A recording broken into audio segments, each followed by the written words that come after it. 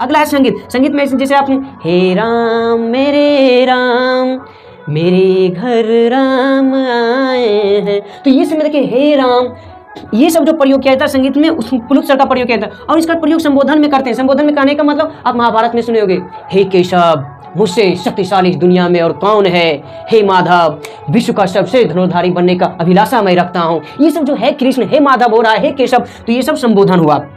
शुरू से हम स्टार्ट कहाँ, कंठ से, कंठ से, कंठ से, कंठ के बाद आएंगे जीभ के नीचे तालु। अच्छा, कंठ पर जो है वो कवर, कंठ से आए कवर, और उसमें क्या होगा, चलिए इसको डाल देते हैं अभी, कंठ तालु, तालु, कंठ के बाद तालु, उसके ऊपर जाएंगे मृदा, मृदा, उसके आगे आएंगे दांत, दांत, उसके बाद आएंगे तो होठ, उसके बाद आएंगे होठ।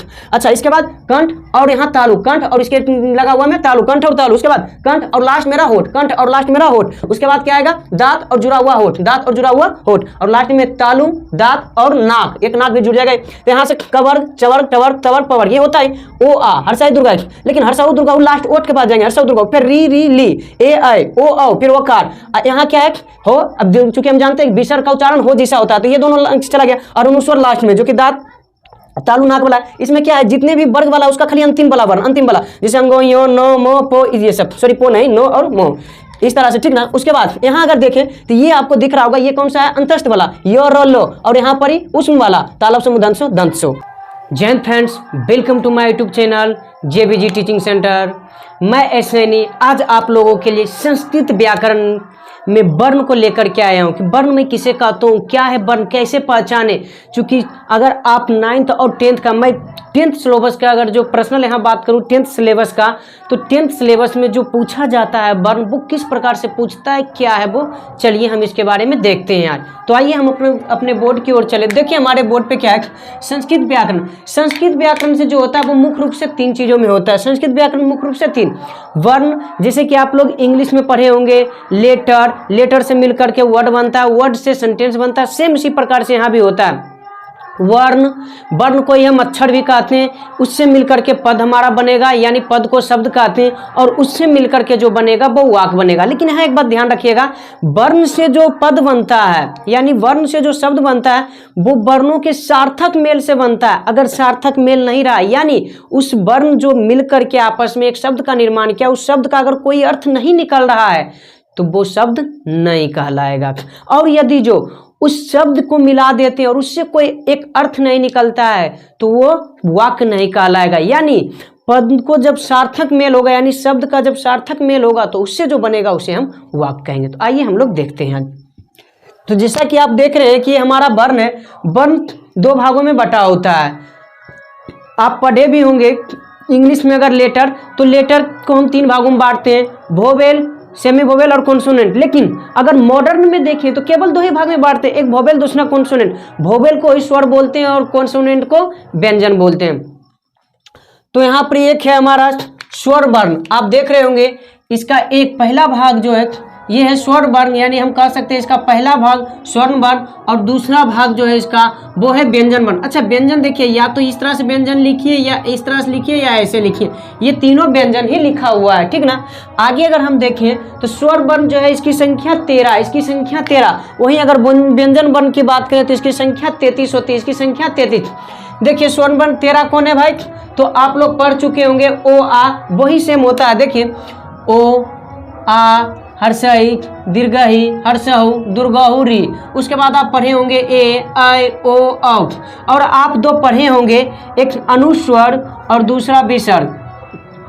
लेकिन स्वर वर्ण की बात करें तो उसमें अनुस्वर और विसर्ग नहीं होता। पहले आप ये जान लीजिए, स्वर वर्ण में अनुस्वर और विसर्ग नहीं होता, उसके जगह एक ली और री आकर के जुट जाता है, यानी री और ली आकर के जुट जाता है। तो ये हमारा स्वर वर्ण है। इसमें से स्वर वर्ण को भी 3 भागों में बांटा गया। स्वर वर्ण को कितने, 3 भागों में, 1, 2 और 3।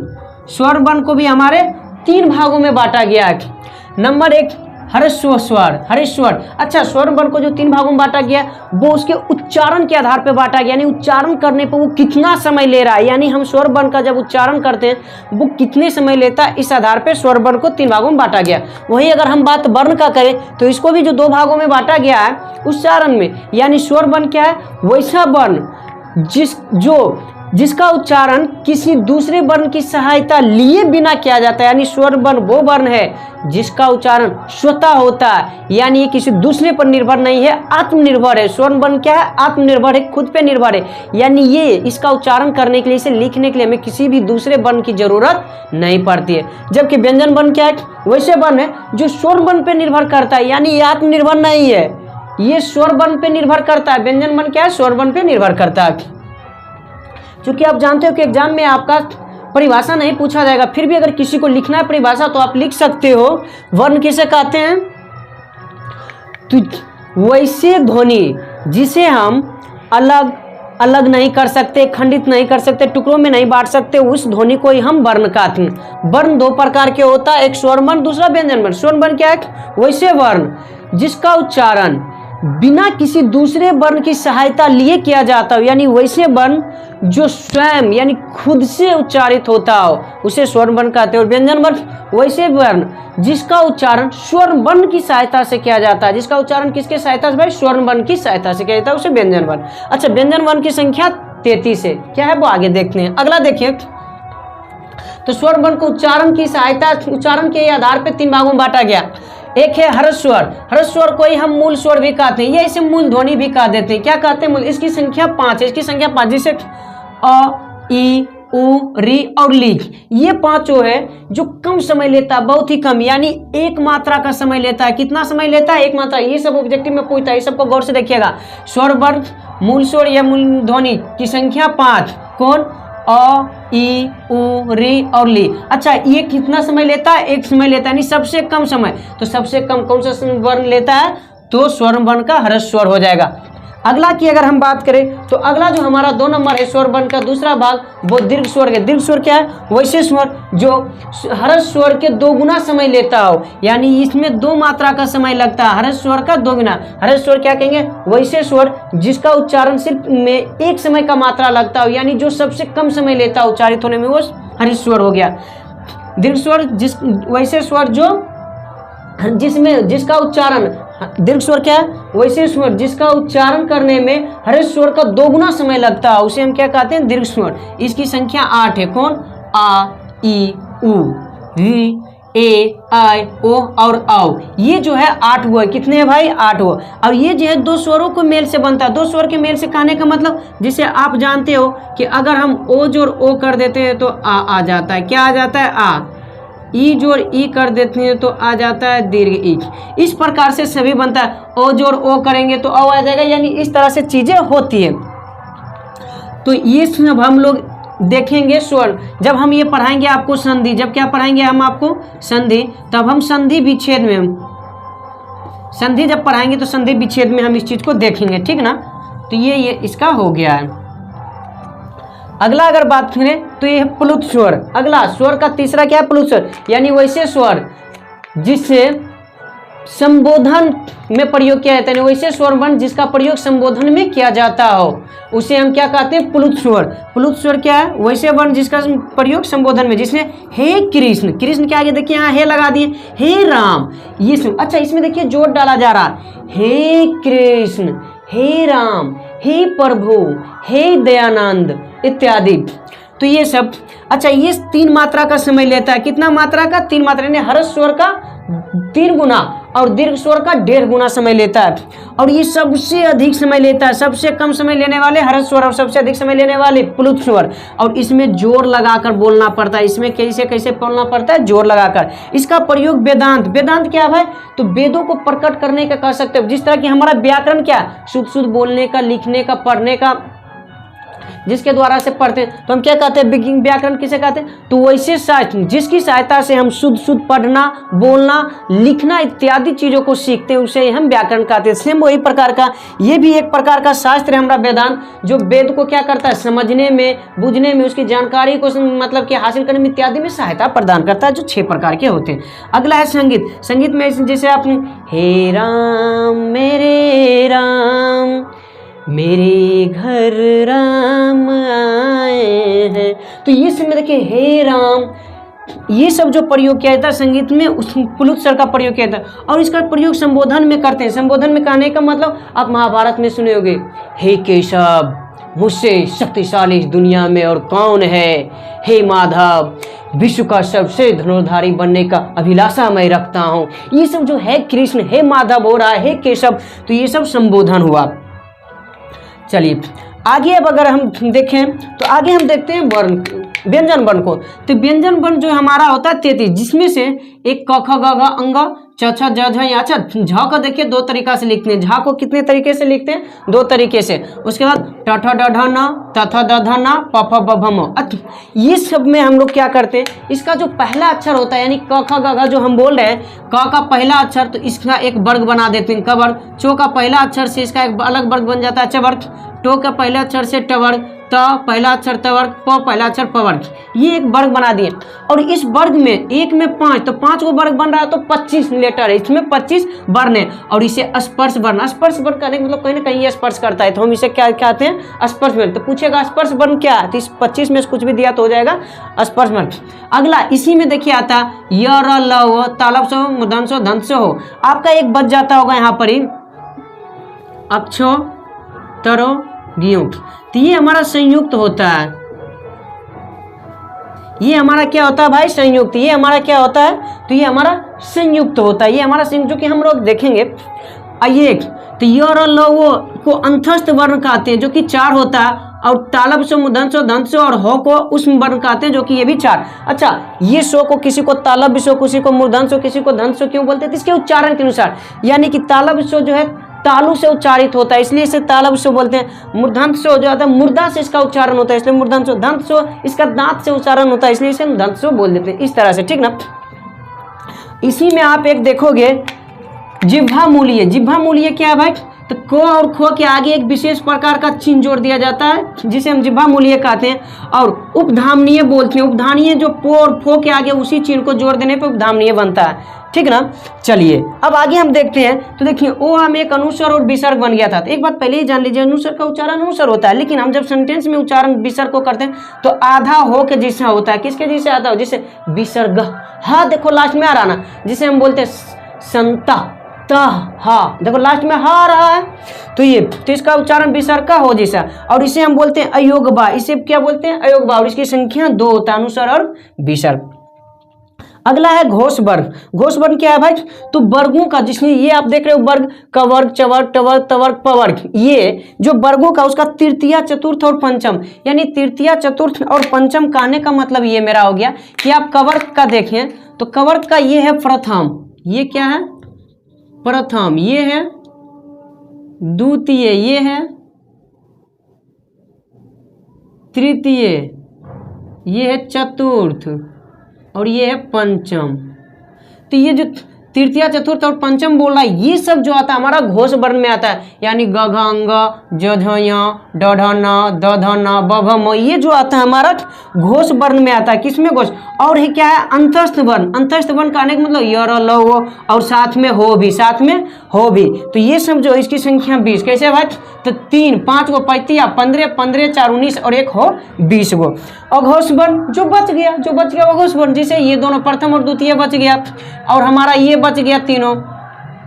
तो 5 जिसे क ख च छ ट ठ त थ प ब, तालब से, मूर्धन से, धन से। तो 5 दूना 10 और 3 13। तो घोष वर्ण कितना है? 13।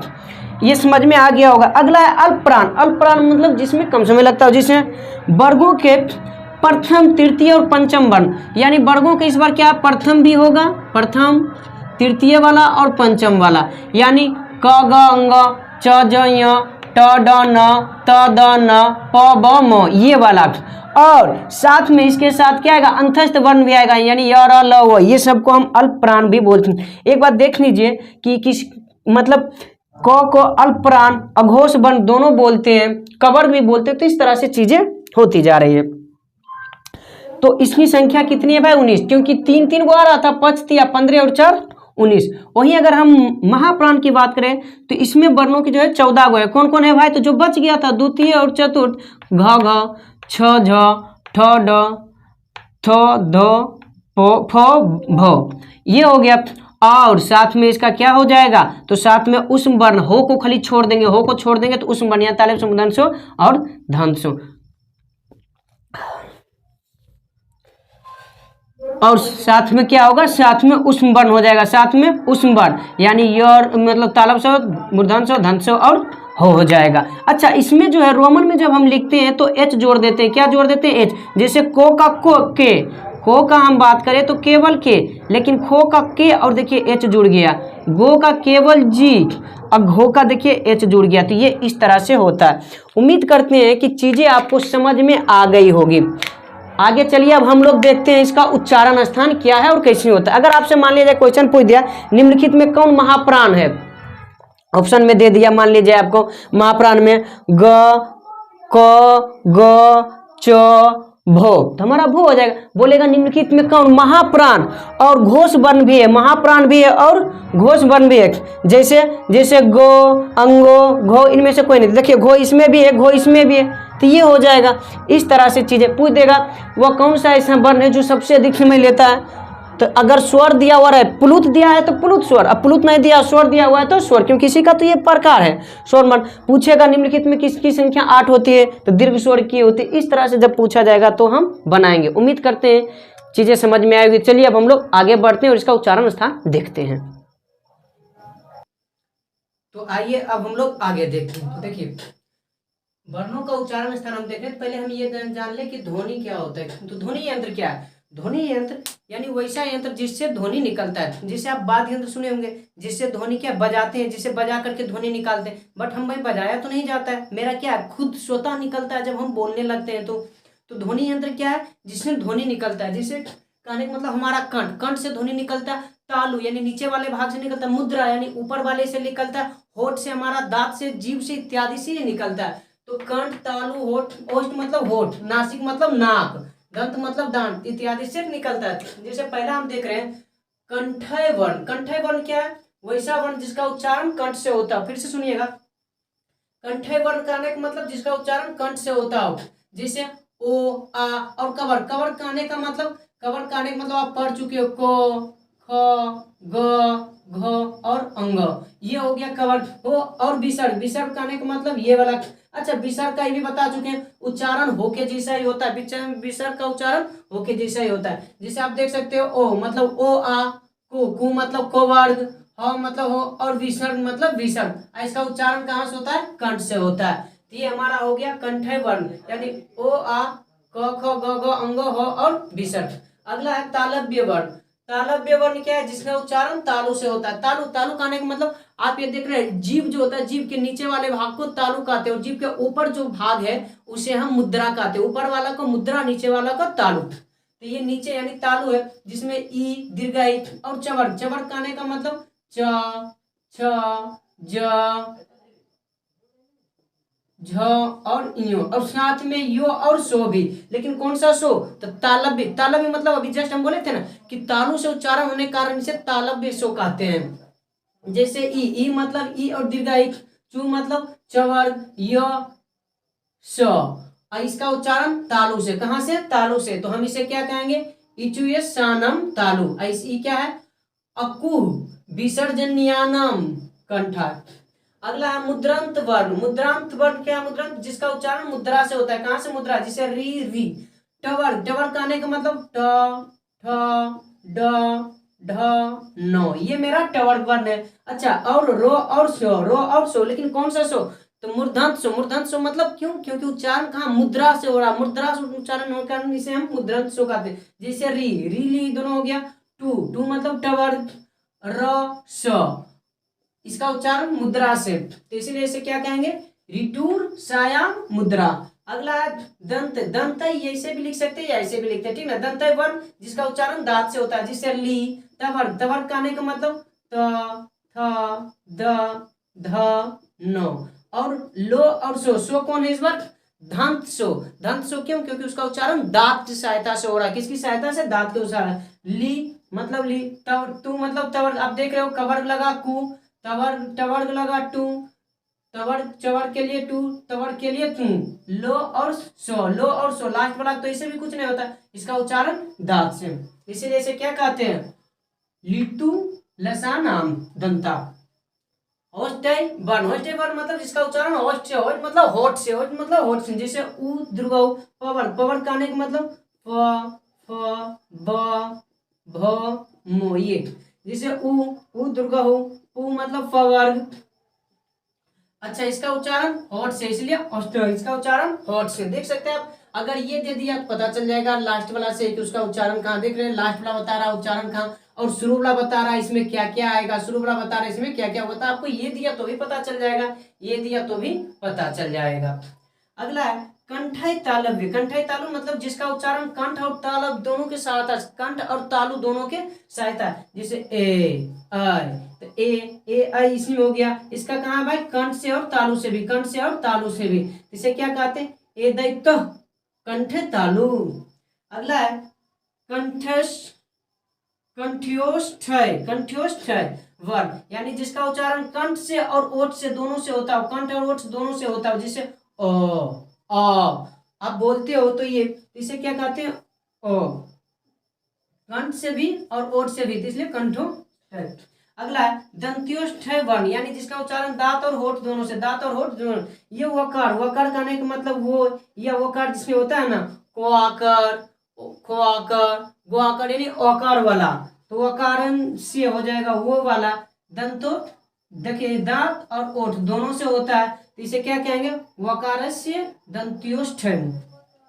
अगला एक है जिसको कंठ से भी उच्चारण होता है, तालु से भी, और नासिक, नासिक मतलब नाक, नासिक मतलब नाक, ये तीनों की सहायता से होता है। जिसे आप देखते हो इसमें अगर सीधा क ख ग घ अंगो यानी कि पंच वर्ग का पांचवा लेटर, वर्ग का पांचवा यानी पंचम वर्ण, वर्ग का पंचम वर्ण, जिसे अंग, चौथो में यो, टौठो में नो, चौथो में नो, और फोफो में मो, ये होता है बस। और एक होता है हमारा क्या, अनुस्वर। क्या होगा भाई, अनुस्वर, न म ड न नो। देखिए पता चला। अच्छा, उच्चारण नासिक चो, चो मतलब और, नासिक चो, चो मतलब और क्या होगा, कंठ और तालु, ये इस प्रकार से होता है। उसको बस सहायता के लिए इस तरह से लिखा गया। उम्मीद करते हैं इस तरह से चीजें आपको क्या हो गई, ये भी समझ में आ गई। चलिए एक बार और देख लेते हैं कंठे वर्ण का उच्चारण कौन से, जैसे ये। अच्छा, कंठे वर्ण कंठ से देखिए, जैसे कि आप ये बोल क, देखिए अंदर लगता है जैसे कंठ से आवाज आ रहा, क ख ग, इस तरह से। तालु, तालु में बोलिए जैसे च, देखिए नीचे जाके आपका जीभ सटेगा, च छ ज, तो तालु से हो गया। मृदंग यानी टवर्ग जो कि ऊपर, जैसे ट, देखिए ऊपर जाके सटेगा, ट ठ ड, तो ये मृदंत हो गया। दांत जो कि दांत जैसे त थ द, दांत में आकर के जीभ हमारा सट रहा। होठ जिसमें होठ, जैसे प फ बो, देखिए होठ का उपयोग इसमें हो रहा। कंठ तालु दोनों का हो गया। तीसरा, अगर आगे आपको पूछ दिया मान लीजिए तवर्ग का उच्चारण किससे होता है, दांत से। तवर्ग कौन सा वर्ण है, दंतय वर्ण। और इसका जो होता है संस्कृत में क्या कहते हैं इसे, लितु लसानम दंता, लितु लसानम दंता, इस तरह से, ठीक ना। तो उम्मीद करते हैं समझ में आ गया। तो आइए एक बार हम लोग देखते हैं कि याद हो रहा है चीजें कि नहीं। जिससे देखिए हम लोग किस तरह से याद करेंगे। हमारा जो उच्चारण स्थान है पहले कंठ से स्टार्ट करेंगे। कहाँ से, कंठ से।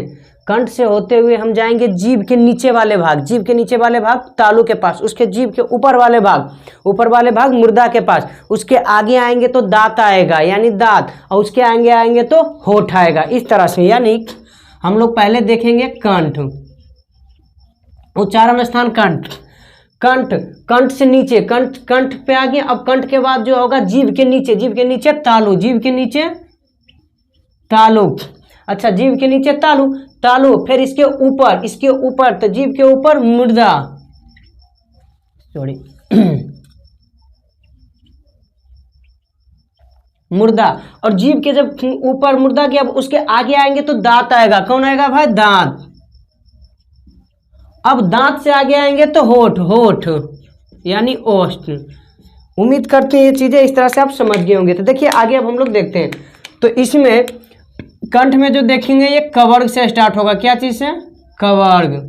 बोलते जाइए, आप लोग पढ़ चुके हैं। कवर्ग, तालु, पवर, को के बाद चो यानी चवर्ग, चवर्ग, मृदा टवर्ग, दांत तवर्ग, और ओष्ठ पवर्ग।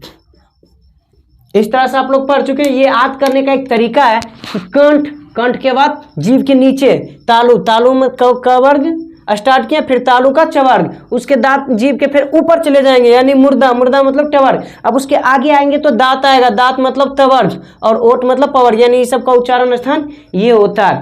यहाँ तक समझे होंगे। अब आगे हम लोग देखते हैं इसमें इसके लिए ओ और आ, ओ और आ, ओ और आ। लेकिन अगर चवर्ग की बातें करेंगे, चवर्ग का तो ई या दीर्घही, ई या दीर्घही। चवर्ग की बातें करेंगे तो ई या दीर्घही, ई या दीर्घही। उम्मीद करते हैं यहाँ तक समझ में आ गया होगा। अब ई और दीर्घ के बाद ऊ और दीर्घहु, तो ऊ और दीर्घहु जो होगा हम लास्ट में अब चले आएंगे इसके पास, पवर्ग के पास। पवर्ग का होगा ऊ और दीर्घहु। ये सीरीज से हुआ था, लेकिन ये क्या, दो गो आगे फिर कहाँ चले गए, पीछे। दो गो आगे फिर पीछे, दो गो आगे फिर कहाँ चले गए, हम पीछे चले गए। उसके बाद फिर टवर्ग, टवर्ग के बाद फिर क्या मेरा हो जाएगा, री, और एक जो री इसके नीचे था, री, यानी टवर्ग के पास री और फिर उसके नीचे वाला री। यहाँ तक क्लियर। और री के बाद अब टवर्ग के पास जाएंगे तो ली, री के पास ली, री के पास ली। उम्मीद करते हैं यहाँ तक आपको समझ में चीजें आ गई होगी। अब चलिए इसके आगे हम फिर चलते हैं। तो देखिए इसमें फिर और क्या होगा, हो हलंत। अच्छा, हो किसके जैसा उच्चारण होता था, बोले थे विसर्ग के जैसा, तो इसमें विसर्ग भी आएगा, हो भी आएगा और विसर्ग भी, हो भी आएगा और विसर्ग भी। ये समझ में आ गया। उसके बाद यहाँ पर देखिएगा, अगर हम बातें कर रहे हैं अंतस्थ का, तो इसका यो होता है, यो, और बातें उष्ण का कर रहे हैं तो इसका तालब उष्ण होती है। ये दोनों हो जाएगा। फिर यो के बाद रो, और इसका तालब सो के बाद मूर्धन्य सो। फिर इसमें रो के बाद हो जाएगा लो, और इसमें दंत सो, इसमें दंत सो। उम्मीद करते हैं आप इस तरह से करके अच्छी तरह से चीजों को याद कर लिए होंगे। अब चलिए फिर हम आगे बढ़ते हैं। तो देखना, देखिएगा, मतलब ये कंठ, फिर हमारा जो स्टार्ट आएगा, फिर हम कंठ से ही स्टार्ट करेंगे। किससे भाई, कंठ। लेकिन इस बार एक ही गो नहीं था, दो दो गो करके था, दो दो गो करके। तो कंठ और कंठ के साथ तालु, कंठ के साथ तालु, यानी कंठ भी और तालु दोनों से जो होता है, कंठ और तालु से।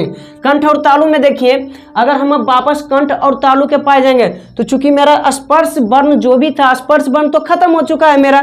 समझ में आ रहा ना सबको, स्पर्श वर्ण मेरा क्या हो गया है, खत्म हो गया। अब स्पर्श वर्ण के बाद जो आएगा वो क्या आएगा, तो ए आए। यहाँ देखिए ओ आ हर्षय दुर्गा, फिर क्या बोले थे, लास्ट बार में जाना है, ओ आ हर्षय दुर्गा, हर्षव दुर्गा, री री अली। अब ए और आई आएगा जो कंठ और तालु में, ए और आई जो आएगा वो किस में आएगा दोस्तों, कंठ और तालु में, कंठ और तालु में। इसके बाद, तो इसके बाद जो हम लोग चलेंगे, वापस कंठ लेंगे और लेकिन होस्ट के पास आएंगे, यानी कंठ एंड ओष्ठ, कंठ एंड ओष्ठ। अच्छा, कंठ एंड ओष्ठ। अब बच क्या गया, कंठ एंड ओष्ठ में बच क्या गया, बच गया है आपका क्या, देखिए ओ आ हर्षय दुर्गा है, हर्षव दुर्गा हो, री री, ए आए, तो अब बच गया ओ, तो यहाँ ओ आएगा और यहाँ औ आएगा, ओ और औ, ओ और औ। उसके बाद एक और है आपका दांत वाला, क्या है भाई, दांत वाला, यानी दांत एवं होठ, दांत एवं होठ।